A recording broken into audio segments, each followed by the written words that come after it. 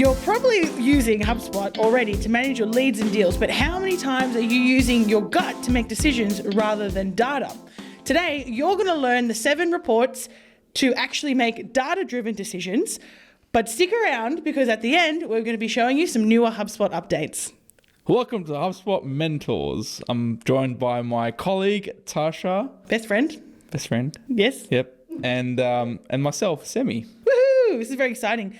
This is an exciting topic, Semi. I feel like a lot of the work we do with clients is working on reports. A lot of the work. So if you didn't catch it before, we're going to take you through some of the key reports we want you to be looking at inside of HubSpot. They're going to help you actually make real data-driven decisions, right? So, Semi, why do most HubSpot users fly blind? Yeah, this is a tough one. It's because they're using HubSpot with a quotation mark here, right? Because they're like, hey, this is HubSpot. Let me look at a couple points of data, like, information here, information there, a couple closed deals, and I'm ready to make a decision without actually looking at what is actually going on in my portal, right? So that's the most reason. Again, most teams treat HubSpot as a contact database, like a big ass address book. Look at a few little activities and get their whole understanding based on that. Reporting is such a unique thing because you need to understand how the team's using it in order to get the reports that you need. That's it. And a lot of them might not be using it very well. Yeah. Right? That just happens to us. We get in there and then they're putting notes in as, custom contact properties as opposed to an actual note on the record as a very tactical. So it's like adoption of HubSpot or usage of HubSpot is directly related to the reports you're going to get. Garbage in, garbage out. We always talk about this every single episode. But this is really important because understanding that and how it impacts your decision making is the biggest improvement towards your costing within HubSpot, right? If you're not using HubSpot properly, you're probably losing some money somewhere. You don't know about it, and you're making gut decisions based on that, 100%. Right? So I think, Semi, with that said, what do you think needs to happen with team members or people or our clients for them to understand the benefit of using a system properly? That's a really good point. There's more than one way of doing things in HubSpot. We talked about this before, right? My favorite saying. There is more than one way of doing things in HubSpot, but there are key things that you should make sure that it gets done regardless. If you're doing an activity inside your Outlook versus HubSpot, if you're doing activity in your phone or doing something else, the point is you're logging an activity to get activity reports, for example, right?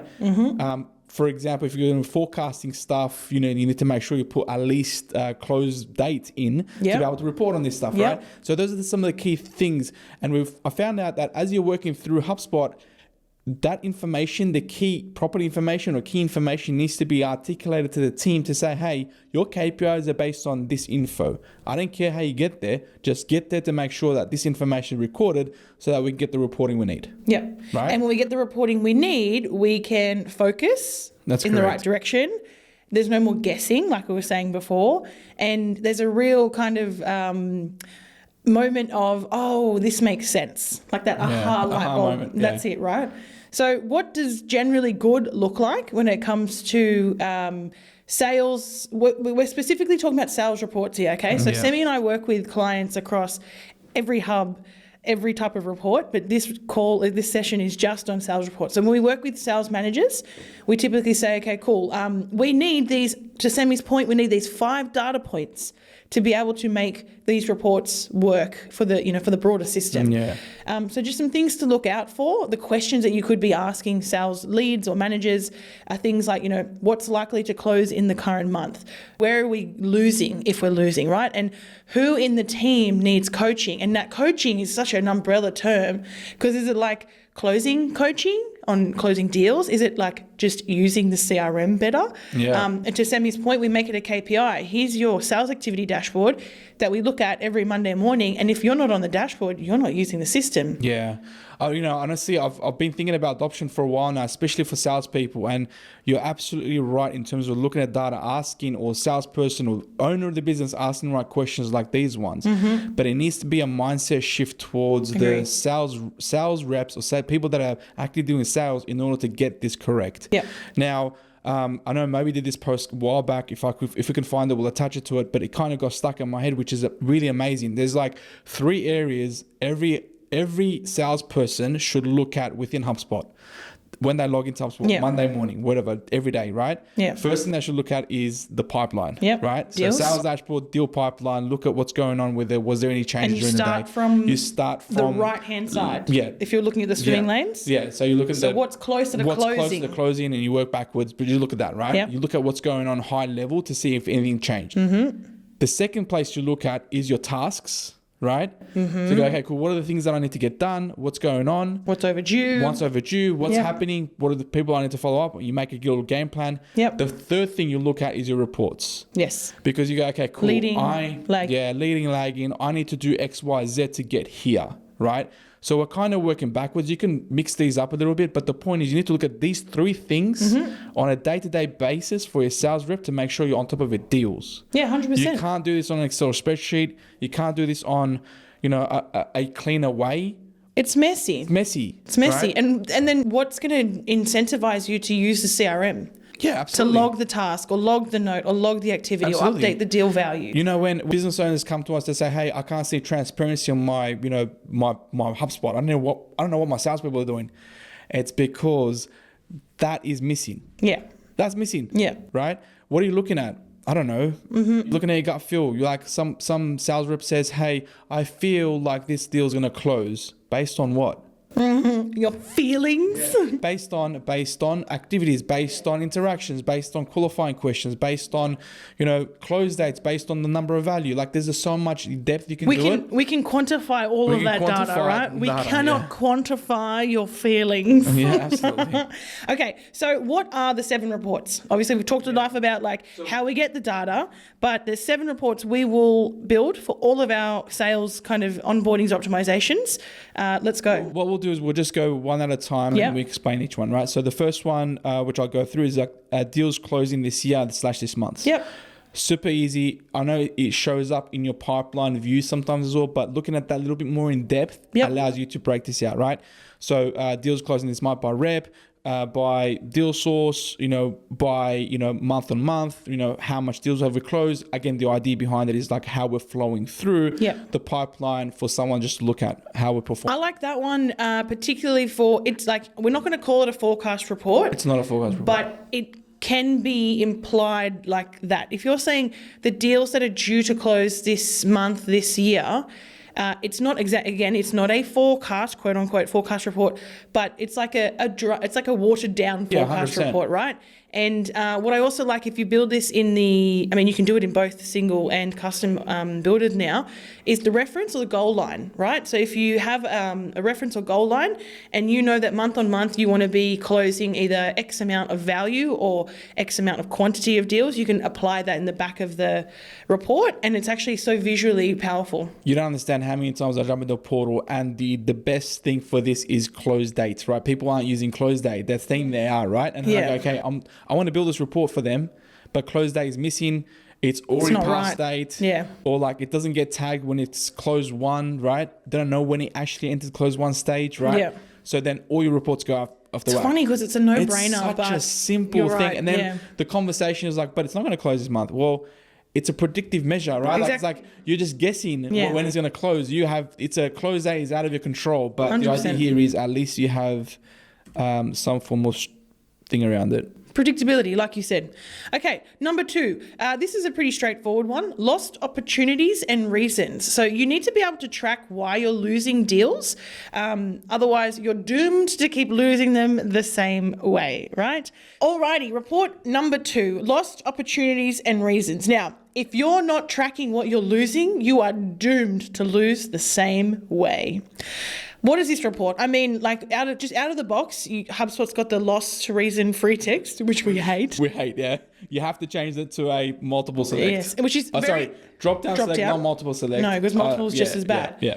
In a fresh portal, easy. In an optimization portal, that is a bit of a challenging task because we've got dirty data to deal with. But yeah, this one's pretty self-explanatory. When the deal gets lost, we have a preset reason list, and we say, client, choose one of the reasons so we can report on it. Yeah, I know. Just to add a little bit more, I also like to define differences between a deal being lost versus a lead being lost. They're two different reasons. You've spent time and energy with this person and then they ended up losing the deal for some particular reason. Those are the reasons we want. Lead loss reason cannot be like different. Cannot be like, oh, bad deal. Like, what does that mean, right? Yeah. It's kind of like, okay, so can I clarify? If a lost deal reason was bad fit. Yes, that's a good reason. That's a good reason for a lost deal. That's a lost deal. Bad fit, right?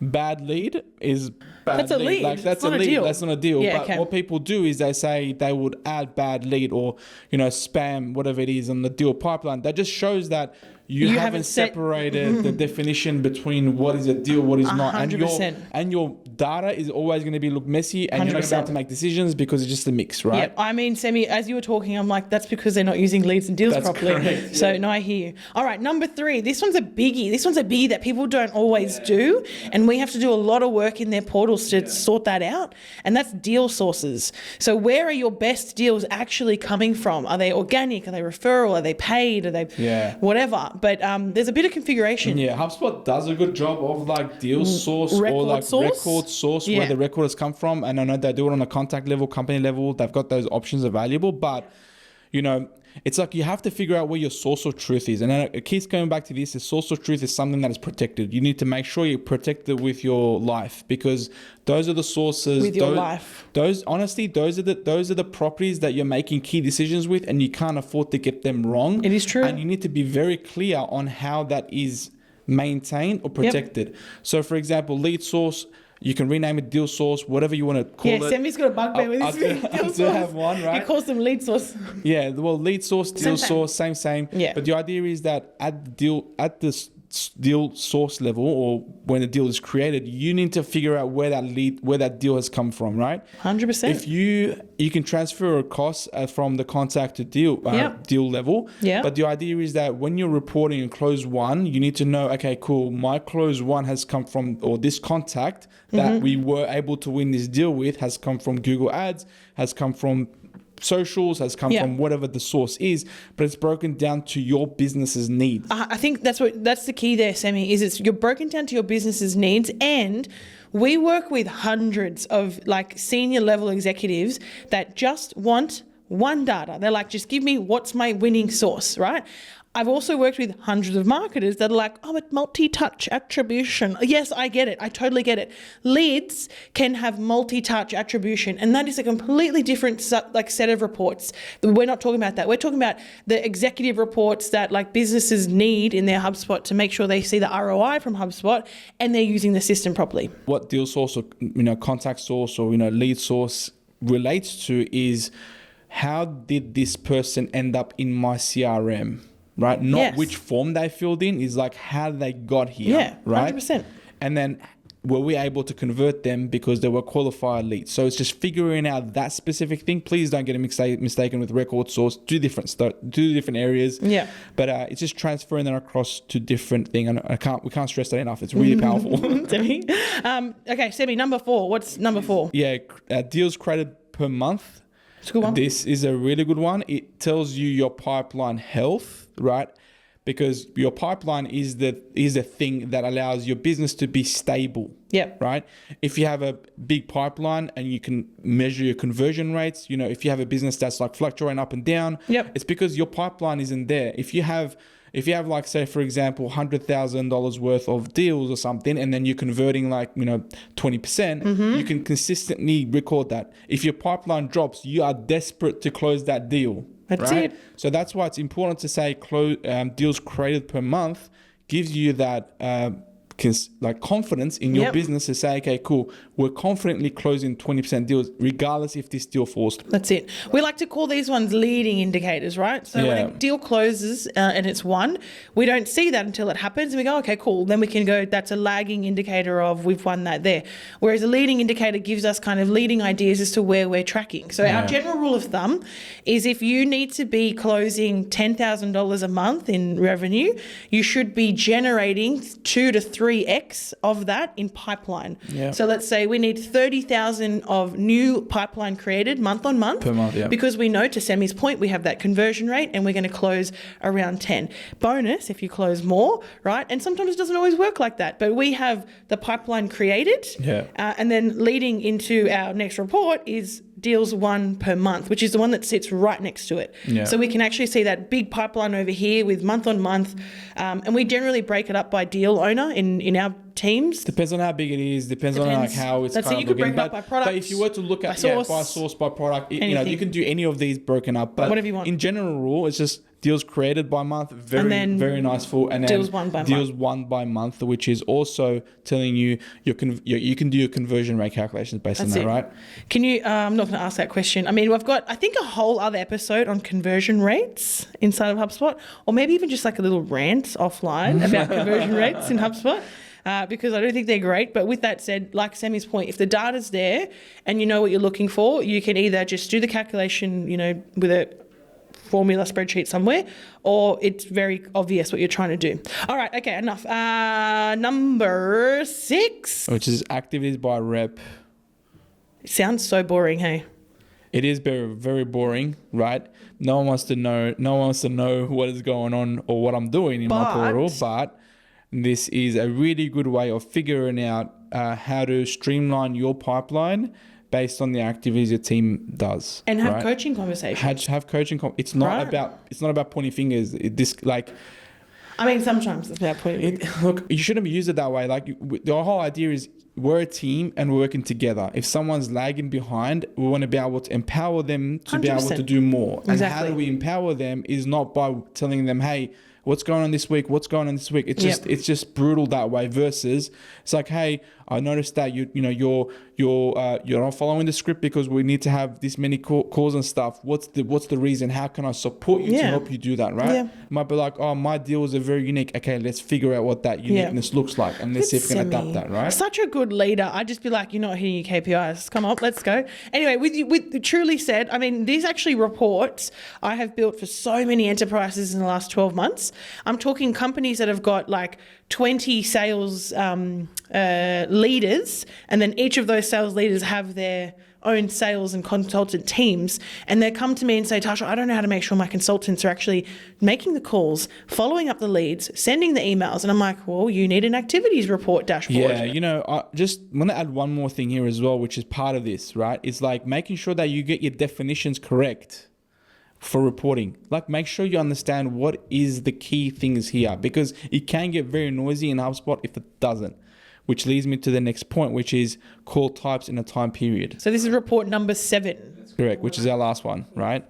Is please make sure you use like call and meeting types to report on key activities. Which you can configure. But they are the same for both. Call, meeting types, are the exact same. Yeah. Yeah, I like this. You can drill into your calling behavior, understand first follow-ups, post follow-ups, closing calls. We've done closing call, meeting types for people before. We can understand if reps are making a lot of calls and they're hitting voicemails because we've got the call outcome as well. Yeah.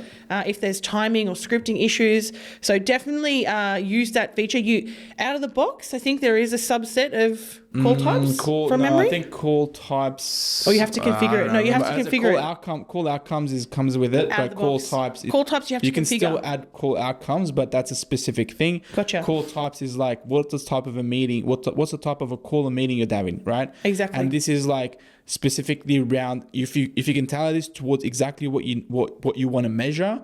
You can be like, hey team, we need to have.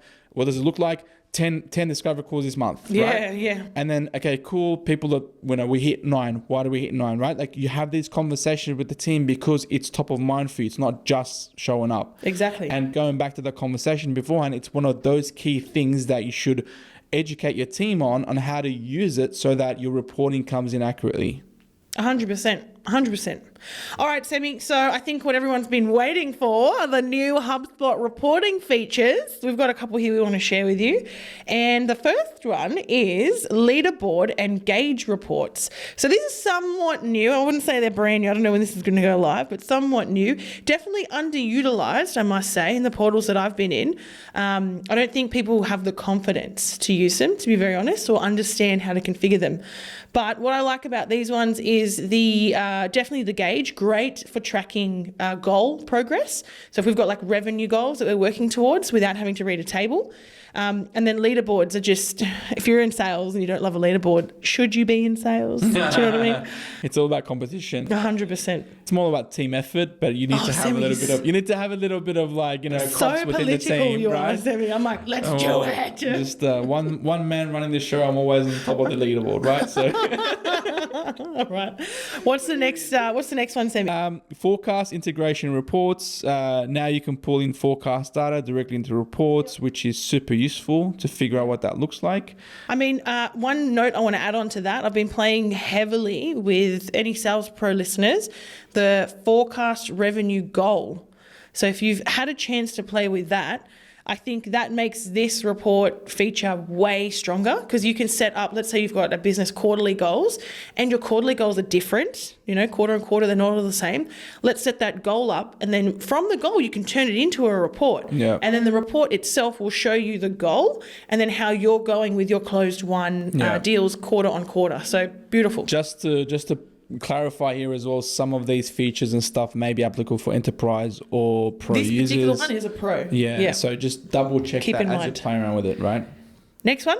Mobile dashboards. Dashboards filtering now works the same way in mobile. Finally, man. It's painful. I feel like mobile has been like, hey, we don't want to deal with it because most people aren't. From HubSpot, 100%. Yeah, it was the neglected child. But look, man, most of the construction people or people that are on the road, they have to use this, 100%. Right? It's just, you have to be investing time. I'm glad HubSpot invested time and energy into the app. The app is way better now. And I'm happy to train people on it. Before, I remember training on it a few years ago and I would dial into the Teams call with my phone to take them through using the app. And I was embarrassed. I don't work for HubSpot, but I was embarrassed for HubSpot that the app was so basic, right? But it's much better now. Yes. Last one. Regional/role-based reporting tabs. I mean, this is in public beta. I don't think this is live yet, to be very honest. Yeah. I don't think it comes out, or it might be, look, don't quote me on it, but it's either in beta or it's coming out. But you can create saved filtered views of dashboards by owner, region, team, and then pin them as tabs. So what does this mean? If I'm an executive, I can have my own view. If I'm a salesperson, ops, regional manager, whoever it is, we don't have to necessarily build a bunch of dashboards, which is what we've had to do in the past, right? We say regional dash, director dash, blah, blah, blah.